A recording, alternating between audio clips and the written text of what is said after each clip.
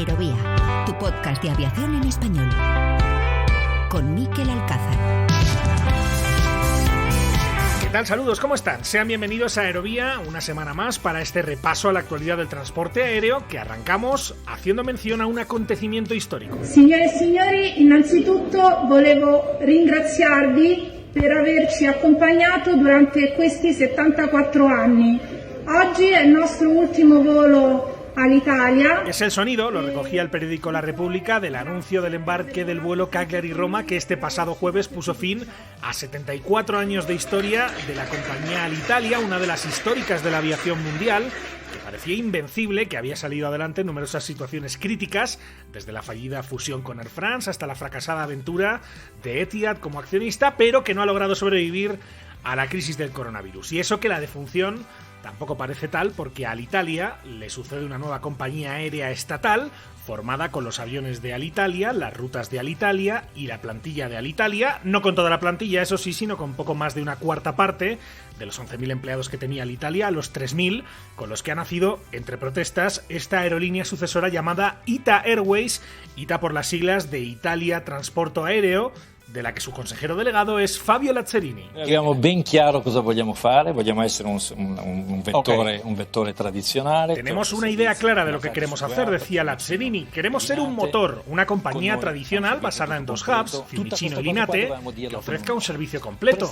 Todo esto lo teníamos que decir con un nombre que preservase este concepto fresco de startup, de innovación. Mantenere questa logica delle componenti strategiche, l'innovazione. Con este logo queríamos mantener la lógica estratégica de estos componentes de innovación, el hecho de ser una startup nueva, sin olvidar que venimos de un pasado glorioso, un pasado de 74 años que las mujeres y los hombres que han trabajado en Alitalia han llevado por todo el mundo. No queremos olvidarlo, pero queríamos centrar la atención en la gran novedad que supone el hecho de que no somos completamente nuevos. Attenzione di grande novità per il fatto che nasciamo completamente nuovi.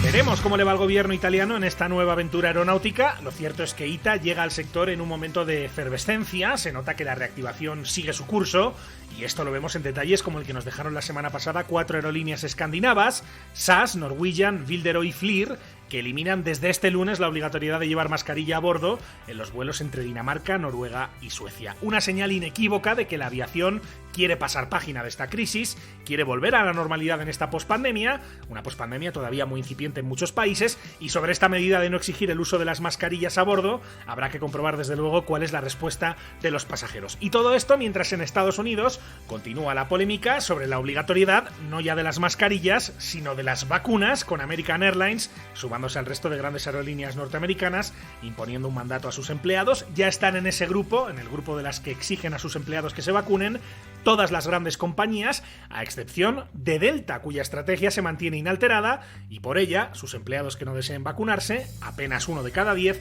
tendrán que seguir pagando $200 más al mes por su seguro médico. Y hoy en Aerovía miramos de nuevo a Canarias, a la erupción del volcán de Cumbre Vieja de La Palma, porque, como han informado varios medios de comunicación esta última semana, las nubes de ceniza y gases al parecer han provocado el primer incidente aéreo con el aterrizaje de emergencia de un avión de Ryanair en Tenerife Sur. Enseguida abordamos esto y recordamos también lo que ha dicho el Colegio de Pilotos, el COPAC, sobre este tema que tanto preocupa, y en la segunda parte del capítulo llega la puesta de largo de En el Aeroclub, nuestra sección dedicada a la aviación general y deportiva, en la que vamos a hacer balance de un evento histórico. Así que sobre todo esto y más hablamos a continuación en este capítulo número 57 de Aerovía. Con la colaboración de hispaviación.es, aviación, drones y espacio por y para profesionales.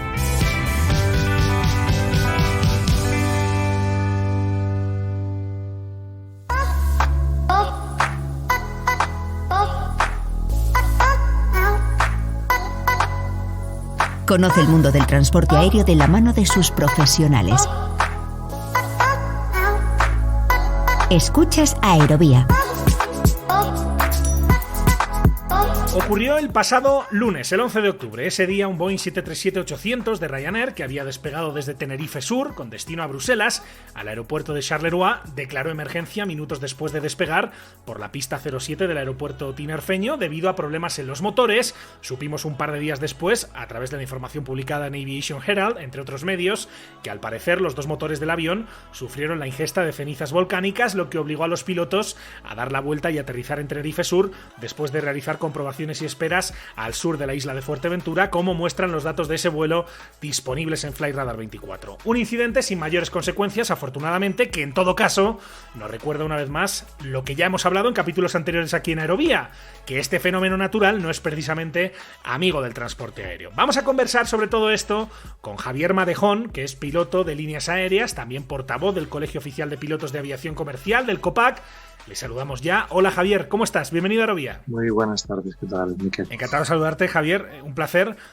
Voy a preguntarte con la prudencia debida, ¿no? Porque la información de la que disponemos procede principalmente de Aviation Herald, donde sí es verdad que se alude a una cita, a un quote de Ryanair. Es verdad que aparece también en varios medios de comunicación, algunos de los cuales, por cierto, corroboran la información. En todo caso, entendemos que en este tipo de casos la investigación se está realizando con la confidencialidad debida, así que sin entrar en esos detalles que desconocemos, Javier, lo cierto es que parece que lo que podía ocurrir, que lo hablábamos aquí en Aerovía en capítulos anteriores, que la ceniza volcánica pudiera poner en aprietos a alguna tripulación, parece que ha sucedido en este vuelo desde Tenerife, y lo importante, Javier, entiendo que es que en todo caso se hizo lo que sobre el papel debe hacerse, ¿no?, en estos casos. Bueno, sí, con la premisa esa de que no es seguro que haya ocurrido esto, sino es bastante probable. En caso de que hubiera sido así, sí, lo más importante es salvaguardar la seguridad de la operación aérea, y en ese caso sí que habría que haber regresado a la isla Tenerife, y más que era el punto más cercano para aterrizar y el más seguro.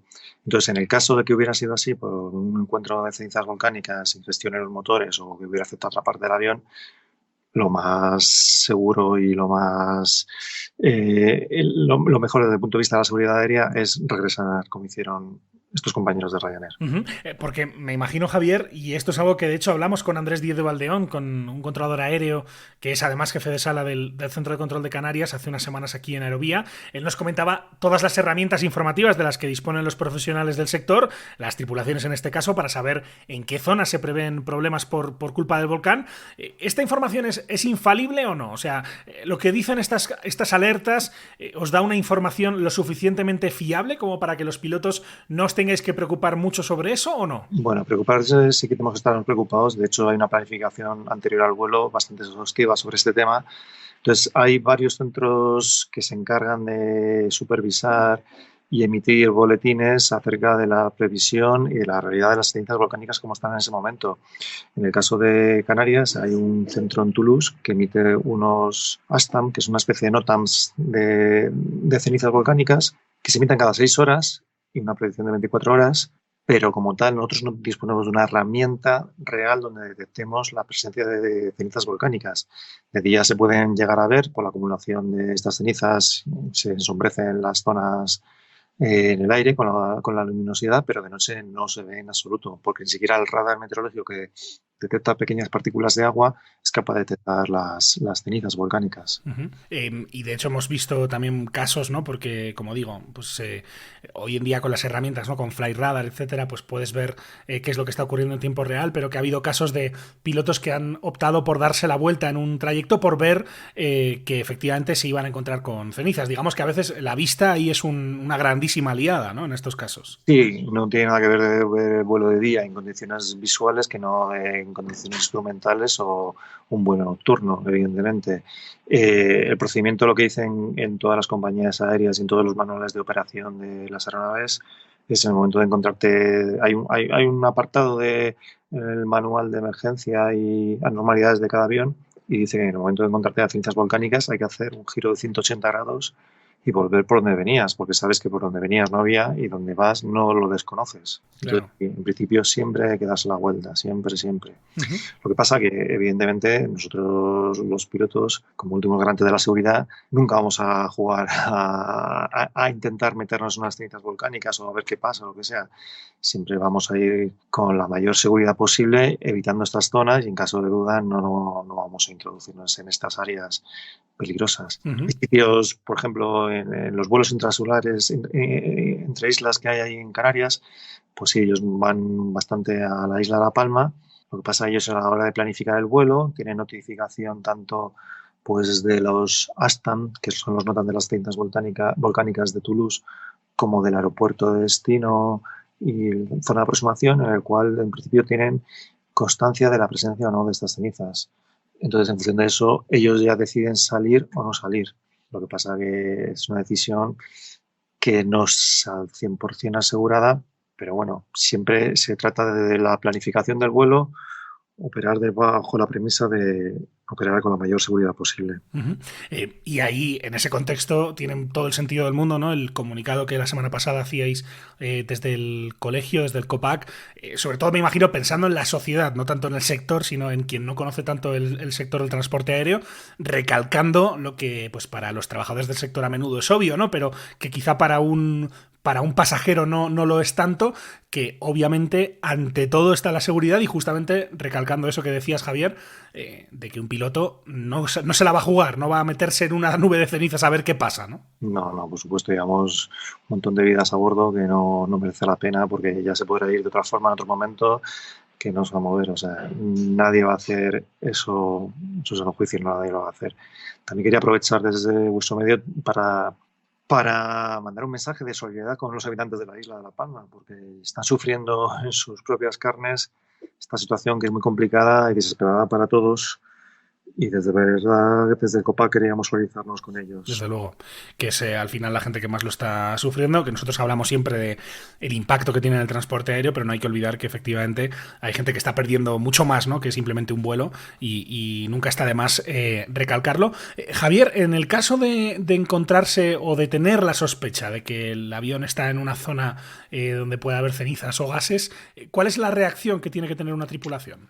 Pues lo primero, como te he comentado, aplicar el procedimiento, que lo que dice es 180 grados hacia atrás, o sea, volver por donde veníamos. Lo segundo, ver hasta dónde ha podido afectar la presencia de estas cenizas volcánicas, que así a rasgos generales, en principio, afecta primero a las plantas motrices, o sea, a los motores del avión, que lo que hace es provoca este tipo de cenizas, llevan partículas muy abrasivas, que lo que hacen es actúan como una lija, cuando proyectan arena de sílice contra las pinturas de los coches para lijarlas, pues es lo mismo. Se aplican a una velocidad considerable y la presencia de estas partículas abrasivas, dijéramos que lijan toda la superficie, incluido las ventanas delanteras de cockpit, pueden interferir también en los instrumentos de vuelo, sobre todo en las sondas de pitot, que son las que miden la velocidad a la que va el avión sobre el aire. Entonces es una parte bastante importante a tener en cuenta a la hora de luego trabajar con los sistemas que maneja el avión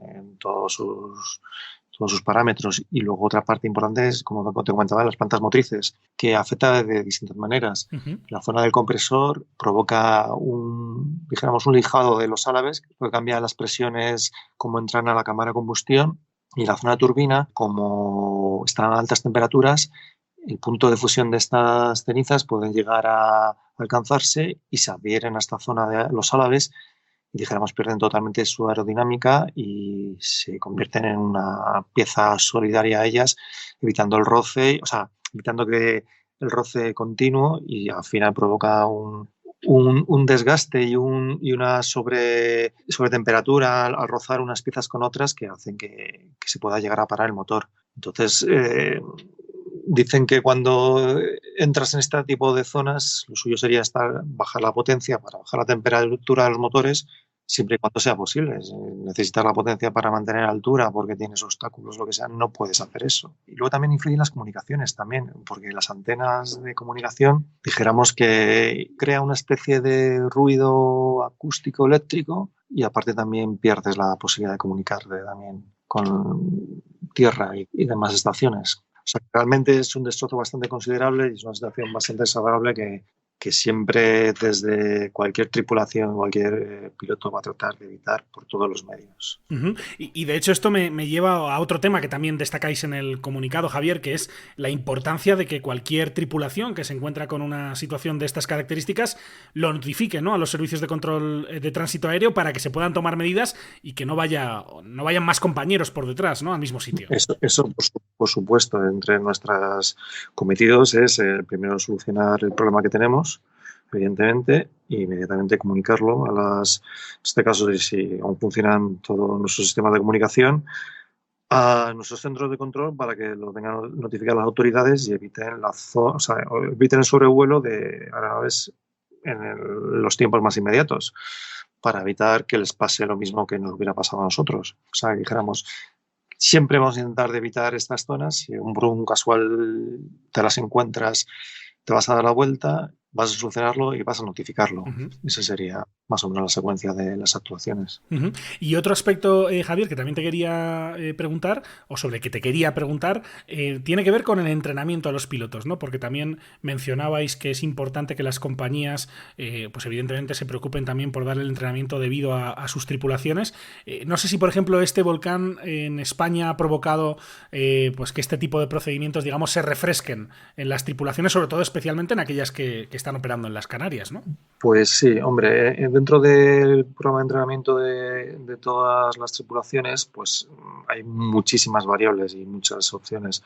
Normalmente no se ven todas, se intentan de ver todas. Dijéramos que van cambiando con el tiempo. Hay unas maniobras obligatorias, unas maniobras optativas.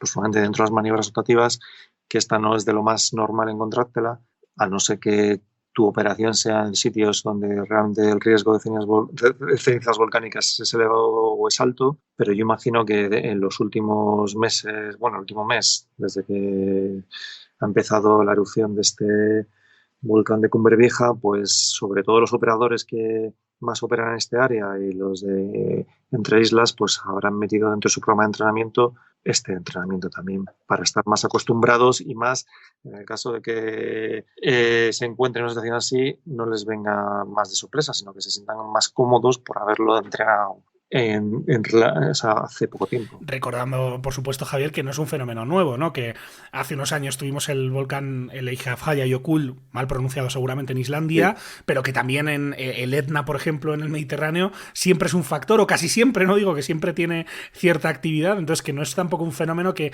esto creo que es importante recalcarlo, que a los pilotos os pille completamente de nuevas, ¿no? Pues no nos pilla de nuevas. De hecho, como volamos por todo el mundo, vamos a ver, la Tierra es un planeta vivo y como tal hay erupciones volcánicas por muchos puntos del planeta, tanto en el Cono Sur, en muchos sitios, México, que son sitios que desde España se vuela bastante a menudo, hay zonas volcánicas, Guatemala además, e incluso en el Mediterráneo, en el Etna. Lo que pasa en el Etna, ellos lo tienen muy estudiado. Las erupciones no suelen durar mucho tiempo allí tampoco, muy continuas. Entonces ellos ya tienen por sectores, lo tienen sectorizado todo alrededor del Etna y tienen muy claro los sectores a evitar y las cartas de aproximación y de salida las tienen muy tabuladas y estipuladas para saber funcionar bien, y funciona bastante bien, la verdad, en este caso. No hay funciona muy ordenadamente y muy bien. Voy terminando, Javier. Una pregunta que me gustaría también hacerte es si tenéis un poco, no sé si decir el temor, la palabra la puedes elegir tú, ¿no? Pero si de algún modo pensáis que esta erupción, pues de alguna forma puede lastrar la recuperación del sector ahora que justo pues baja un poco la actividad en la península, digamos, pero sí en las Canarias es la época fuerte, ¿no? Estos meses en los que empieza el frío en Europa y sin embargo en Canarias todavía se mantiene el tiempo muy agradable. Suele ser la época de más actividad. ¿Os preocupa que las compañías puedan verse perjudicadas seriamente por lo que está ocurriendo? Hombre, el mercado canario, desde el punto de vista global, ahora mismo, después de la pandemia que hemos sufrido y por el COVID-19, dijéramos que el mercado aéreo mundial se está empezando a recuperar ahora y está empezando a empujar bastante hacia arriba, aunque todavía hay bastante incertidumbre en toda la recuperación del sector. Pero en el caso de Canarias, pues sobre todo a nivel local, sí que es una afección bastante grande esta del volcán, porque puede lastrar un poco o ralentizar todo el tema de la recuperación en las islas, aunque realmente afecta principalmente a la isla de La Palma, pero también secundariamente, según cómo sople el viento y según la situación meteorológica, pues puede afectar a la isla de Tenerife y Gran Canaria incluso. Sí. Podría llegar a afectar desde el punto de vista local, sí que es más preocupante, porque sí, evidentemente la temporada alta para ellos es la temporada de invierno, en donde Europa hace frío y allí hace un tiempo maravilloso y estupendo. También es verdad que hay gente que lo puede considerar como una oportunidad para ver una situación excepcional geológica en el tiempo que no es usual. También. No sé si eso atraerá también otro tipo de turismo, a lo mejor no vía La Palma, en el aeropuerto de La Palma, sino vía Tenerife, a lo mejor luego se desplacen en barco, lo desconozco. Pero desde luego, hombre, por estadística no se sabe lo que va a durar este volcán, ese es el gran problema, no se sabe lo que va a durar. Por estadística, la mitad de los volcanes no suelen durar las erupciones más de 2 meses, pero esto no es ciencia cierta, puede cambiar en cualquier momento y no se sabe, no podemos dar datos porque no los tenemos ni se sabe cuándo se van a producir. Desde luego que hay muchísima incertidumbre, pero oye, lo que mencionas creo que también es importante resaltarlo, ¿no? Que puede ser una por otra, que los vuelos que se pierdan por el volcán, pues tal vez, o el tráfico del turismo que se pierde, pues se pueda ganar por esa gente que pueda querer acercarse a las inmediaciones de la propia isla de La Palma o a la propia La Palma para ver un fenómeno natural que, como decimos, pues más allá del lado trágico que tiene, de la gente que está perdiendo su propiedad, pues tiene también un grado de espectacularidad muy grande, ¿no? Sí, de hecho yo creo que ya en varios medios han salido que hay empresas, sobre todo de Tenerife, creo que están haciendo tours turísticos desde la isla de Tenerife a La Palma para observar en vivo y en directo el volcán. Evidentemente, a nivel particular es desastroso la cantidad de propiedades que se han perdido, negocios y pueblos que han desaparecido, incluso plantaciones agrícolas y demás. Pero bueno, hay que intentar sobreponerse y mirar para adelante, entiendo yo. Y Javier, la última, creo que es importante también recordarlo en unas circunstancias como estas, la importancia para los pilotos, también para los controladores, de reportar cualquier suceso, ¿no? Este de Ryanair, pues se estará tratando, suponemos, con la debida confidencialidad. Lo que sabemos es lo que se ha publicado en Aviation Herald, que no sabemos porque no se ha confirmado oficialmente si es exactamente como lo cuentan ellos, pero me imagino que ante cualquier evento lo importante es que se informe a través de los canales establecidos para ello, ¿no? Por supuesto, siempre en la aviación normalmente no ocultamos las cosas. Cualquier cosa que pase, buena o mala, la notificamos para evitar que se vuelvan a producir situaciones complicadas para el siguiente o errores incluso. Entonces, eso es una de las premisas y máximas de nuestro trabajo, en el cual reconocemos nuestros propios errores para que no se vuelvan a producir. Entonces, en este caso, que más que nada es una situación sobrevenida de un origen geológico, pues por supuesto que cualquier piloto, cualquier tripulación lo va a notificar en el mismo momento que lo encuentre.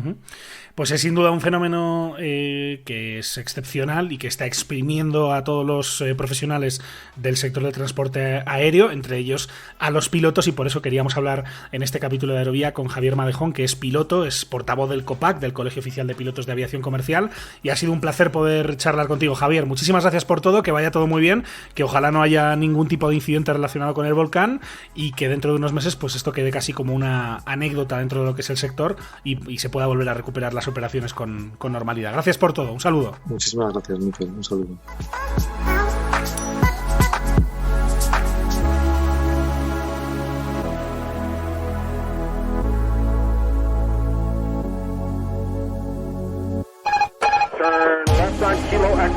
Cada lunes, un nuevo capítulo de Aerovía llega a tu plataforma favorita. Cada semana, el mejor espacio de análisis e información sobre el sector del transporte aéreo llega a tus oídos. Lo más destacado de la actualidad aeronáutica, reportajes, entrevistas, las secciones especializadas. Escucha todo esto y más en Aerovía. ¿Quieres contactar con nosotros? Escríbenos a info@aerovia.net.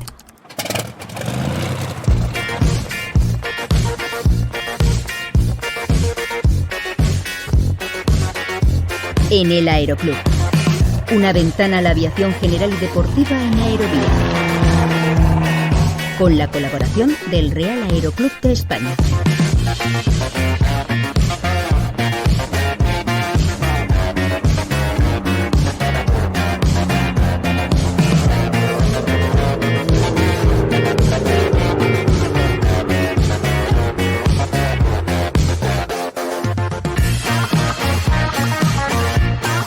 Esta sección ya se la presentamos hace algunas semanas, hoy es su puesta de largo oficialmente aquí en Aerovía. Hablamos de En el Aeroclub, donde todo el protagonismo va a ser para la aviación general y deportiva, una sección que, como han escuchado, cuenta con la colaboración del Real Aeroclub de España. Su vicepresidente es Carlos Jiménez, que es amigo de esta casa. Hola Carlos, ¿cómo estás? Bienvenido a Aerovía. ¿Qué tal, Miquel? Buenas tardes. Encantado de saludarte, Carlos.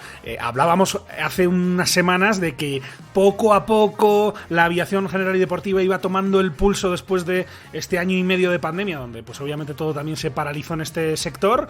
Hablábamos, por ejemplo, de la vuelta a las exhibiciones con público de la FIO, de la Fundación Infante de Orleans, que era un hito importante, pero no ha sido lo único que ha sido importante en las últimas semanas en España, porque tuvisteis un super evento que se ha llamado RAI Centenario, que fue un éxito, Carlos. Efectivamente, estamos ya recuperados, ya pasados unos días desde el RAI Centenario, que fue una gran iniciativa de José Luis de Augusto, del Real Aeroclub de Sevilla, y nos permitió compartir unos días de vuelo maravillosos entre el 17 y 21 de septiembre, pues un total de 42 aviones dando un recorrido por España maravilloso, y efectivamente el primer evento ya con un número de aviones importantes, 42 aeronaves, haciendo un recorrido de varios días por la península, todo un placer. Uh-huh.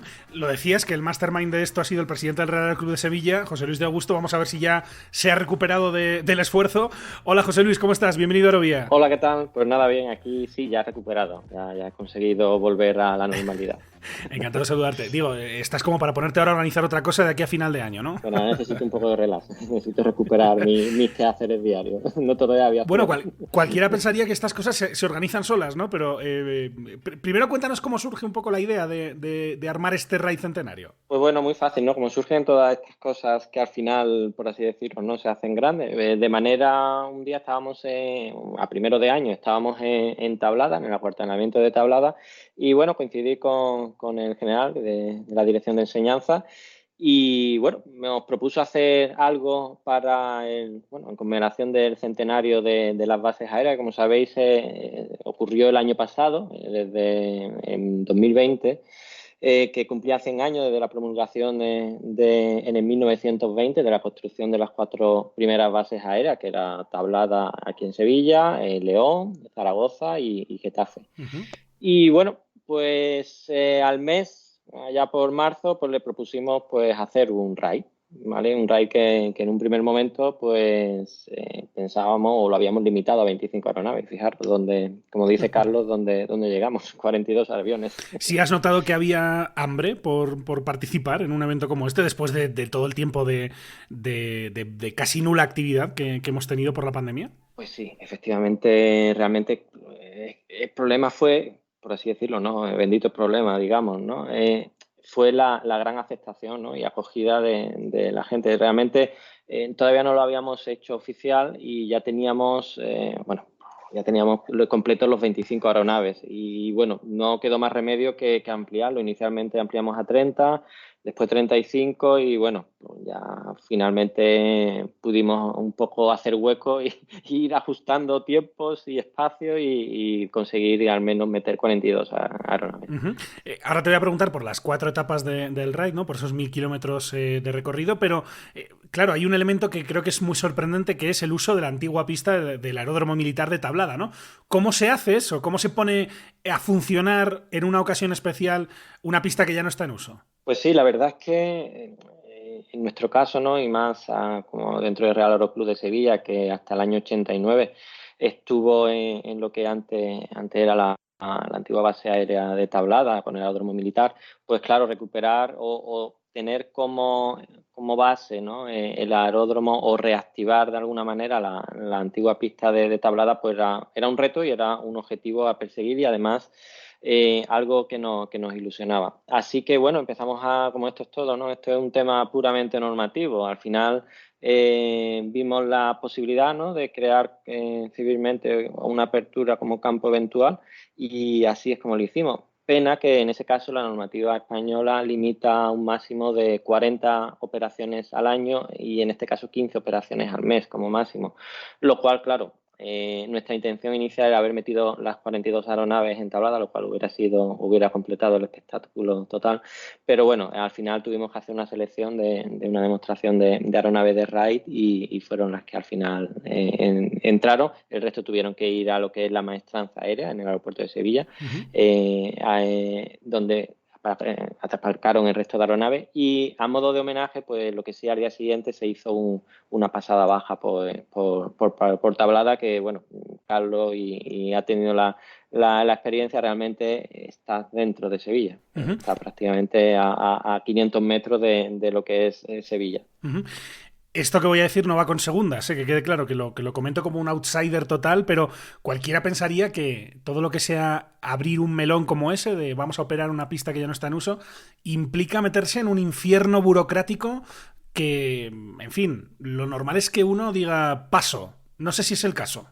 Sí, efectivamente. Realmente, lo que pasa es que realmente es ilusionante, ¿no? Y muchas veces si no establecemos, si comenzamos a decir, guau, esto es muy complicado, mejor no hacerlo y así nos evitamos problemas. Al final, lo que sucede es que vamos perdiendo, en este caso, campos como este, ¿no? Que realmente tienen una historia muy, muy importante dentro de la aeronáutica a nivel nacional e internacional y que realmente es una pena, ¿no?, que esté en desuso, que nadie opere ahí y que, bueno, realmente su objetivo y su uso principal debería ser el aeronáutico, ¿no? Bien tanto como museo, como campo histórico, como promovedor de nuevas actividades, ya sea en la aviación general, en la aviación deportiva, en la electrificación de la aviación, que ahora mismo está muy de moda. Es decir, todo lo que sea lo que es como yo digo, ¿no?, una incubadora, ¿no?, de nuevos proyectos aeronáuticos.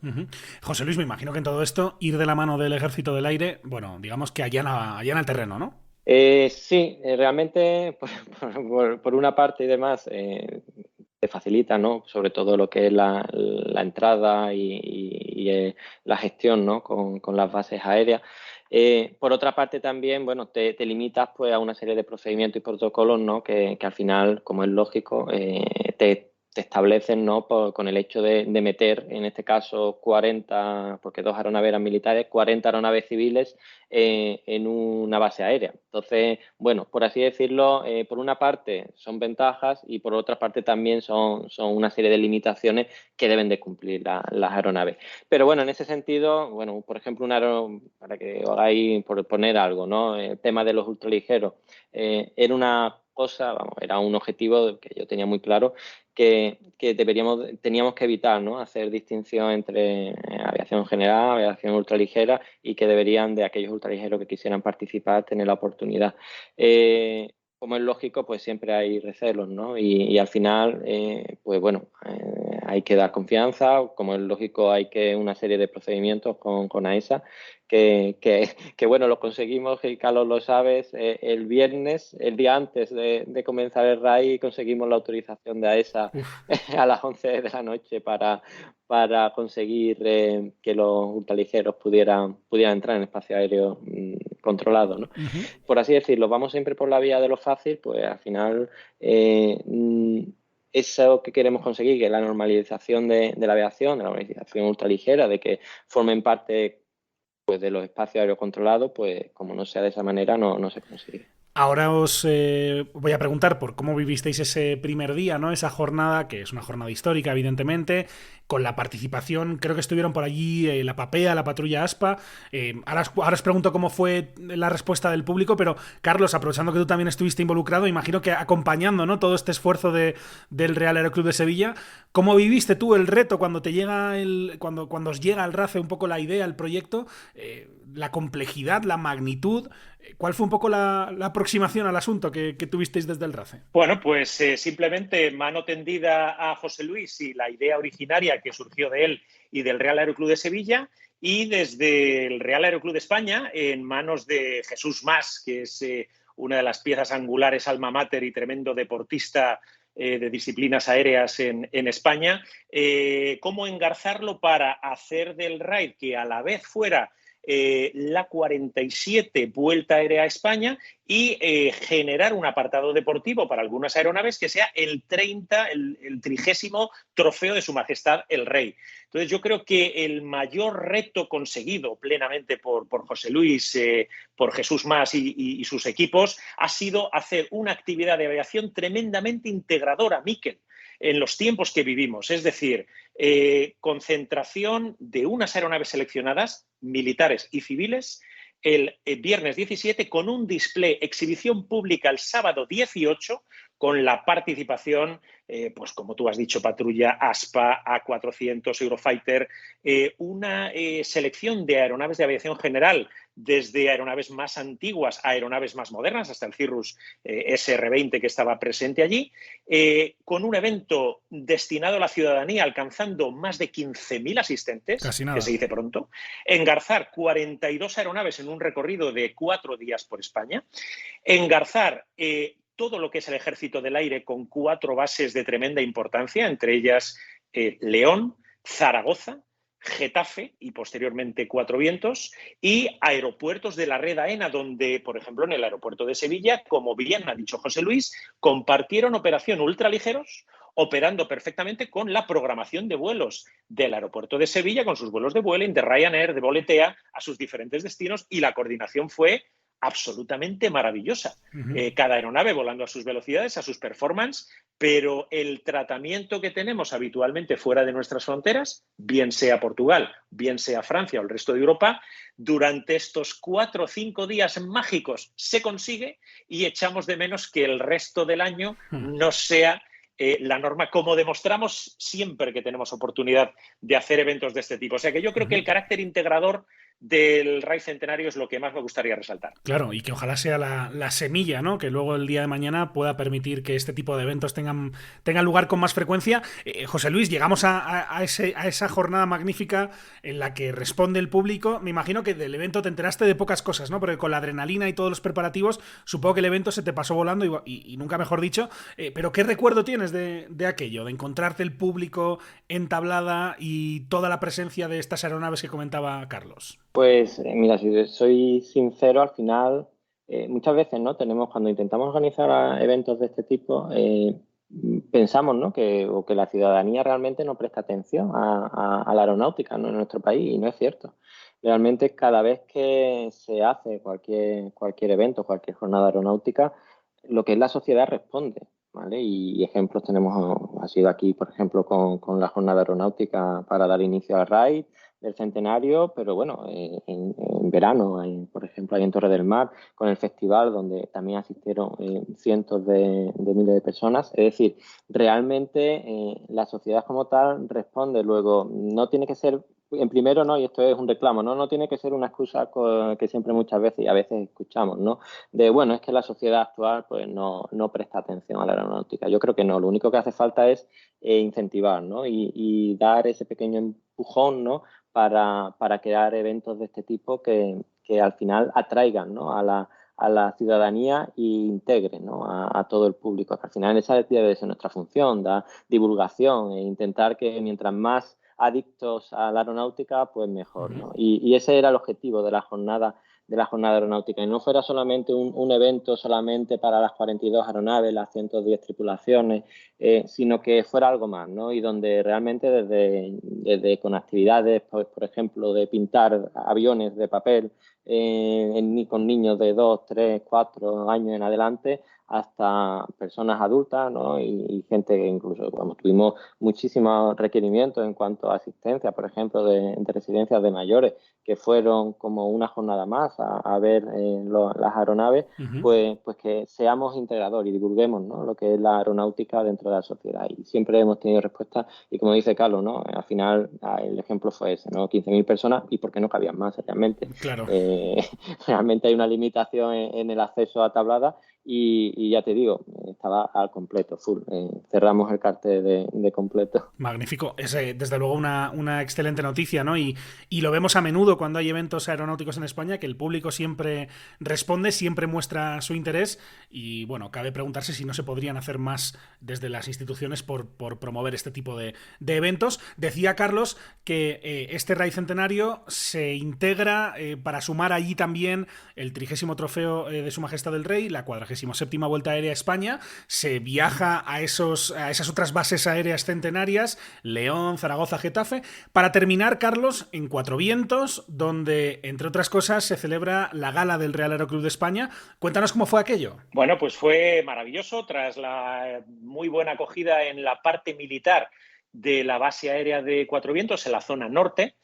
Cuando siempre la actividad civil está al sur, fuimos recibidos maravillosamente bien, los aviones se aparcaron allí y esa noche se celebró, el martes 21 de septiembre, una cena de gala bueno, pues en uno de los salones maravillosos que cuentan las instalaciones del Real Aeroclub de España, con una asistencia de más de 300 personas, tanto de, lógicamente, todos los participantes, como instituciones, parte militar y personas clave de la aviación general y deportiva en España, y fue un acto entrañable. Yo creo que todos teníamos sed de juntarnos, de estar, bueno, pues con la proximidad de hacer un cóctel, de poder hablar con unos, con otros, obviamente respetando todas las medidas que en ese momento, 21 de septiembre, estaban en vigor, las medidas sanitarias, para posteriormente tener una cena maravillosa y después una entrega de trofeos, ¿no? Se quiso hacer un acto de reconocimiento para personas e instituciones absolutamente claves ahora mismo, ¿no? Entonces, de la mano de Jesús Muela, el actual presidente del Real Aeroclub de España, pues se inició en la parte final unas menciones y unas premiaciones aflorando, por decirlo de una manera, los premios Ícaro. Premios Ícaro va a ser algo que ya existía en el pasado, que se ha retomado para reconocer a aquellas personas con una actividad, reconocer la actividad de importancia a favor de la aviación general y deportiva en nuestro país. Y en esa cena, pues bueno, ¿quiénes fueron galardonados? Eso te iba a decir, dinos. Pues Miguel Buades, por ser un puntal peleando porque la hidroaviación en España exista. Carlos Eugui, tripulación de Jesús Mas, Carlos y Jesús, dos padres profesionales aeronáuticos para muchos de nosotros, espejos donde nos miramos a la hora de llevar muchas décadas volando con seguridad y con enorme criterio. Sí. Fue galardonado también. Por supuesto, José Luis de Augusto, como organizador de estos 4 días maravillosos, y para animarle que lo vuelva a hacer, que viene claro que sí. O en 2, por supuesto al Ejército del Aire, porque el Ejército del Aire fue una dedicación absoluta. Llegar a cualquiera de las bases.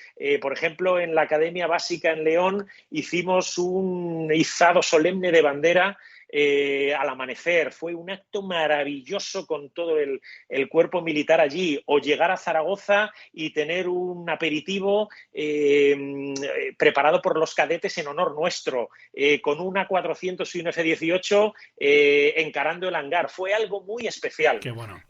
También, por supuesto, a la Dirección General de Aviación Civil y concretamente a Ángel Villa, por ser de verdaderos apoyos y en ocasiones paños de lágrimas en este empeño que llevamos las instituciones para normalizar la aviación general en España a similitud de nuestros países europeos. Sí. También al Aeroclub Barcelona-Sabadell por su trayectoria e importancia en España en el vuelo deportivo y sus más de 15.000 horas de vuelo anuales, y a la Real Federación Aeronáutica Española, encabezando, pues bueno, reconocimientos a diferentes comisiones técnicas, como vuelo a vela, acrobacia, ultraligero, vuelo con motor y aerostación. Y eso fue el final con broche de oro de 4 días que disfrutamos muy intensamente y con ganas de repetirlos. No sé si lo has dicho también, Carlos, pero en aire también recibió premio, ¿verdad? Correcto.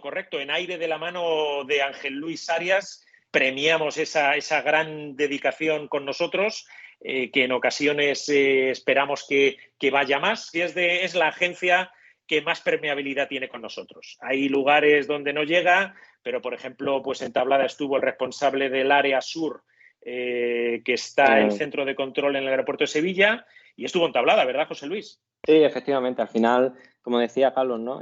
Realmente el apoyo que hemos recibido, ¿vale?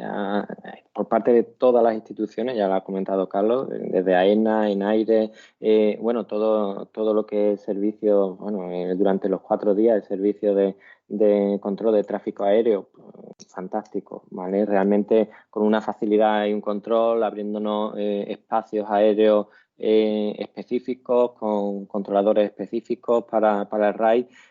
Realmente una delicia el poder disfrutar, ¿no? de esos servicios y que realmente nos facilitó, ¿no? mucho la tarea, ¿no? de lo que es el sobrevuelo, ¿no? de espacios restringidos y de zonas tan conflictivas, ¿no? muchas veces como el TMA de Madrid, y donde realmente, pues se vio que realmente se pueden meter 42 aeronaves de aviación general, ¿no? sin causar mayor problema. Y como decía también Carlos, es decir, la recepción, ¿no? en cada una de las bases fue exquisita, desde en León, con una paella directamente en un sitio espléndido el primer día, después con un concierto, hasta el día siguiente con el izado, o en Zaragoza, ¿no? Como decía, con la posibilidad de poder visitar el A400M y el F-18, o al día siguiente en Getafe, que nos tenían preparada una jornada específicamente para nosotros, con visita al museo,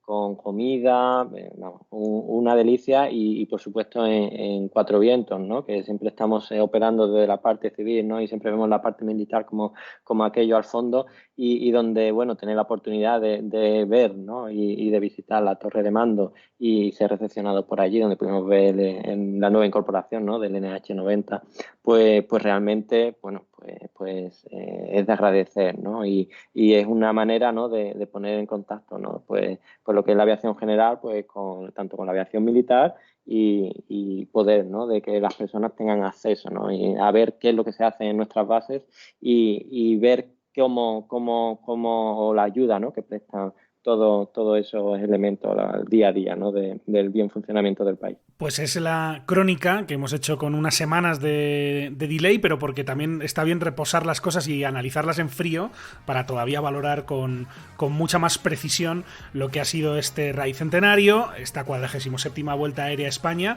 30º trofeo de Su Majestad el Rey, que por cierto se llevaron Yuri Rabasa y Alicia Ortiz de Castellón, después de ese trayecto, de ese viaje entre las bases aéreas centenarias, con ese punto final, con esa guinda al pastel en Cuatro Vientos, con esa gala del Real Aeroclub de España. Lo hemos contado en compañía del organizador de este RAI centenario, de José Luis de Augusto, presidente del Real Aeroclub de Sevilla. José Luis, muchísimas gracias por estar con nosotros, por compartir tu valoración de lo que fue ese evento tan importante, y a seguir, hay que recuperarse y hay que seguir. Un abrazo, gracias. Muchas gracias y dar las gracias al RACE, ¿vale? que hizo también posible que esto fuera una realidad. Muchísimas gracias, José Luis, y enhorabuena. A vosotros. José Luis, contamos contigo.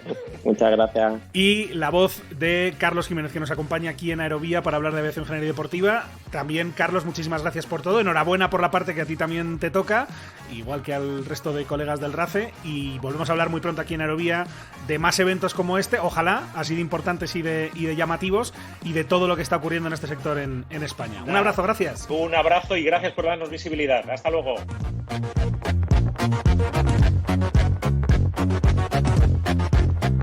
Y así llegamos al final de este capítulo en Aerovía. La próxima semana más. Mientras tanto, recuerden que pueden encontrarnos en hispaviación.es, en www.aerovia.net, así como en facebook.com/aeroviapodcast, en los perfiles en las redes sociales de Hispaviación, y también en Twitter, en nuestro perfil Aerovía Podcast. Además, como siempre, les invitamos a suscribirse, si no lo han hecho ya, en cualquiera de las principales plataformas en las que se puede escuchar Aerovía, como Apple Podcast, iVoox, Spotify o TuneIn, donde sus comentarios y valoraciones nos resultan siempre de gran ayuda. Muchísimas gracias por estar ahí y hasta la próxima.